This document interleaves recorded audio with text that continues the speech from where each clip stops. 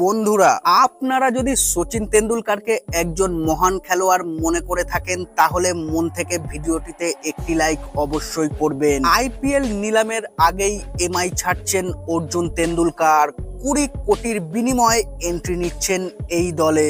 পুরো ঘটনা বিস্তারিত জানাবো বন্ধুরা, তার আগে ভিডিওটি পুরো দেখো এবং চ্যানেলে নতুন এসে থাকলে চ্যানেলটিকে সাবস্ক্রাইব করবে। সামনেই আইপিএল এর মেগা নিলাম, আর এই মেগা নিলাম হওয়ার আগেই বেশিরভাগ খেলোয়াড়কেই ছাড়তে চলেছে সমস্ত ফ্র্যাঞ্চাইজি। এবার খবরের শিরোনামে উঠে এসেছে মুম্বাই ইন্ডিয়ান্স।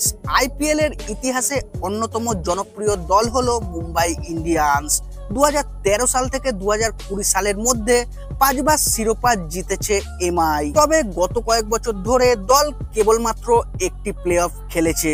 এমনকি গত মরশুমে অধিনায়ক রোহিত শর্মার থেকে অধিনায়কত্ব কেড়ে নেওয়া হয়েছে।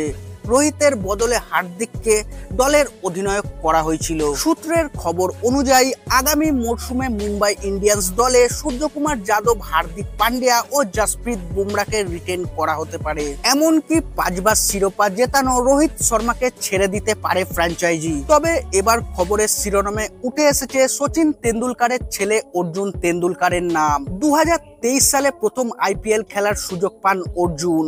প্রথম ম্যাচেই ভুবনেশ্বর কুমারের উইকেট নিয়েছিলেন তিনি। গত মরশুমে লখনৌ সুপার জায়ান্টস দলের বিরুদ্ধে একটিমাত্র ম্যাচ খেলেছিলেন তিনি। তবে সেই ম্যাচে আহামরি কিছু করে দেখাতে পারেননি অর্জুন।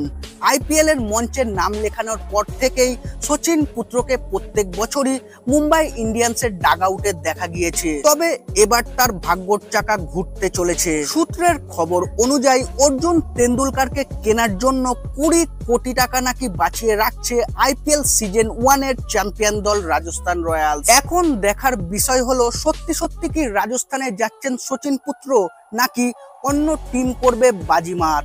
তার জন্য আর কিছুদিনের অপেক্ষা।